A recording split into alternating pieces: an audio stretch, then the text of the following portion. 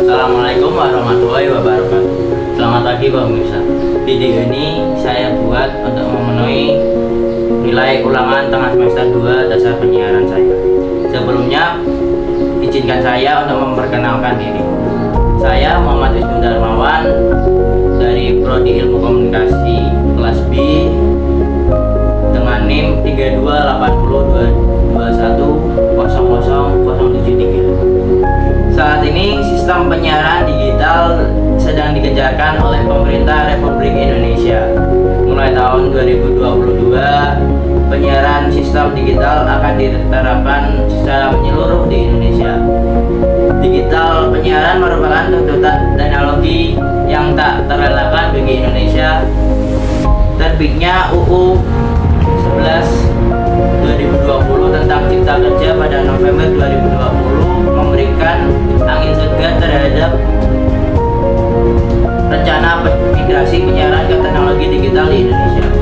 UU tersebut mengamanatkan migrasi penyiaran dari sistem analog ke digital paling lambat 2 tahun sejak UU tersebut diberlakukan. Perlu kita ketahui bahwa Indonesia adalah salah satu negara yang belum sepenuhnya menggunakan sistem penyiaran digital. Negara-negara lain telah lebih dulu berpaling menggunakan sistem penyiaran digital. Menurut Kementerian Komunikasi dan Informatika Republik Indonesia, digitalisasi penyiaran di Indonesia akan diberlakukan pada November 2022. Langkah ini adalah langkah yang besar dalam membuat penyiaran televisi di Indonesia semakin baik. Setelah November 2022, televisi yang sudah tidak lagi digunakan sistem penyiaran adalah sistem yang baik dengan beberapa keunggulan dan kelemahan. Berikut adalah keunggulan dan kelemahan dari sistem penyiaran digital yang menguntungkan bagi masyarakat Indonesia. Yang pertama, penyiaran digital menjanjikan kualitas gambar dan suara yang jernih bagi masyarakat dengan pancaran sinyal dengan di frekuensi digital. Gambar yang diterima tidak akan berbintik, berbayang maupun bergoyang. Ketajaman warna gambar juga akan sempurna. Suara juga akan stabil dan noise atau gangguan akibat lemahnya sinyal. Kedua, efisiensi spektrum televisi digital. Dalam dunia pertelevisian, efisiensi spektrum televisi digital yang sangat tinggi memungkinkan seluruh saluran televisi digital yang sangat di Indonesia dikompresi hingga 12 kali pengecilan. Ketiga, efisiensi infrastruktur. Dari sisi penyelenggara siaran, digitalisasi berarti efisiensi infrastruktur dan biaya operasional serta mendukung teknologi yang ramah lingkungan. Digitalisasi akan menghemat setidaknya biaya untuk pengadaan dan perawatan tower. Dalam sistem siaran digital, satu pemancar bisa digunakan oleh banyak lembaga penyiaran. Saat ini, dengan teknologi yang tersedia, satu kanal yang akan dikelola oleh satu pengelola multiplex akan mampu menyediakan setidaknya 12 kanal siaran. Dengan demikian, jelas akan lebih menghemat biaya perawatan dan pengadaan infrastruktur. Keempat, kualitas program yang lebih baik dan beragam dengan kemungkinan banyak saluran siaran dalam satu zona layanan penyiaran digital alternatif tayangan, baik tayangan hiburan dan informasi. Saat ini dengan sistem analog, jatah frekuensi televisi swasta nasional telah penuh. Hanya sedikit televisi lokal yang mampu bersiaran karena terbatasnya kanal atau frekuensi.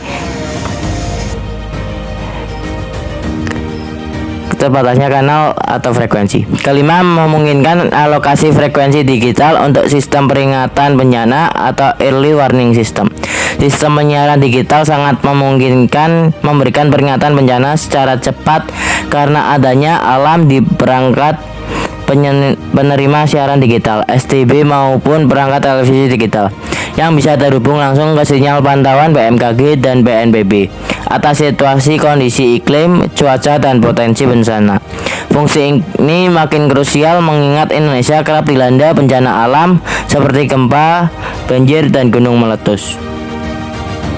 Itulah beberapa keunggulan penyiaran digital, dan ada beberapa kelemahan.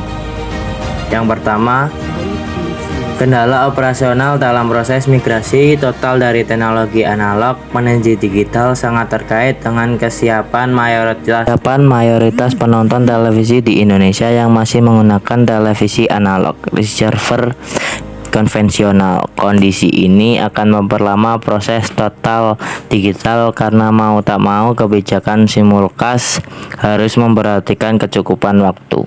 Lama jangka waktu simulcast harus dibedakan antara daerah ekonomi maju dan daerah ekonomi kurang maju, sehingga dapat ditinjau kembali sesuai kesiapan masyarakat dan penyelenggara, sehingga jika pada akhirnya TV analog dapat dihentikan secara total tidak menimbulkan kesenjangan baru. Bahkan jika masyarakat belum sepenuhnya siap, perlu dibuka kemungkinan lain, yakni tidak harus dilakukan total switch off pada televisi analog. Dengan demikian perlu dikaji alternatif yang bisa dikembangkan selain semata-mata arah menuju total switch off, dan tentunya dengan melihat kondisi masyarakat di Indonesia, lapangan yang tersebar di seluruh wilayah dengan potensi literasi teknologi yang tidak beragam. Kedua, bagi lembaga pengelola penyiaran dalam jangka pendek, digitalisasi juga mengakibatkan kerugian secara teknis. Seperti dilansir Harian Bisnis Indonesia, kerugian justru berasal dari pemancar televisi lama yang tidak dapat digunakan. Pasca migrasi digital, seluruh materi stasiun televisi usia operasionalnya beragam, mulai dari 5 tahun hingga 8 tahun. Ketiga, teknologi penyiaran digital juga menuntut keahlian khusus penggunanya dalam mengoperasikan alat, termasuk memperbaiki jika ada kerusakan.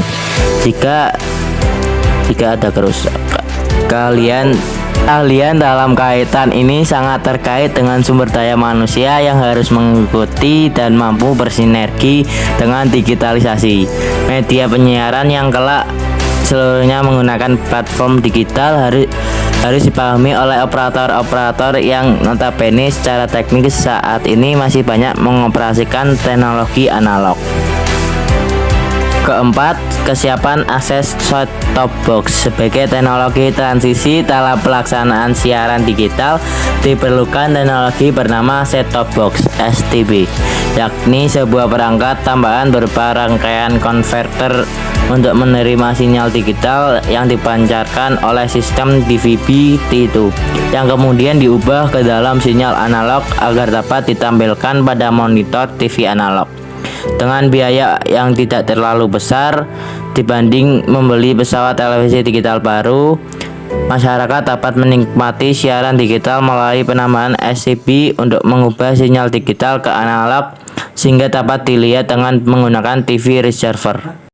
Setelah transisi, bahkan seterusnya, masyarakat dapat menerima siaran televisi digital dengan alat bantu yang dihubungkan ke pesawat penerima TV analog yang sudah dimiliki. Konsekuensinya, masyarakat yang menggunakan televisi analog seperti sekarang mau tidak mau harus mengeluarkan biaya untuk membeli set-top box atau membeli televisi digital. Sementara digitalisasi ini di satu sisi bukan kemauan masyarakat, sehingga perlu dipikirkan mekanisme untuk membantu masyarakat sehingga tidak membebani, bahkan menghambat program digitalisasi. Dalam kaitan ini, pemerintah perlu membantu masyarakat yang tidak mampu membeli perangkat televisi digital dengan mengupayakan insentif harga untuk set-top box. Dan itulah beberapa keunggulan dan kelemahan sistem penyiaran digital di Indonesia. Kesimpulannya adalah infrastruktur dan teknologi digital dalam sistem penyiaran memiliki banyak keunggulan dibanding infrastruktur dan teknologi analog. Kelebihan tersebut adalah efisiensi menggunakan frekuensi sehingga dapat meningkatkan jumlah channel program, kualitas gambar dan suara yang lebih baik, penambahan jenis ragam layanan, audio, video, data, serta dukungan konvergensi televisi dengan berbagai perangkat teknologi informasi lainnya. Migrasi teknologi penyiaran dari analog menuju digital tidak dapat dilaksanakan secara terburu-buru tanpa persiapan yang matang. Sekian penjelasan keunggulan dan kelemahan penyiaran televisi digital di Indonesia. Dari saya, wassalamualaikum warahmatullahi wabarakatuh.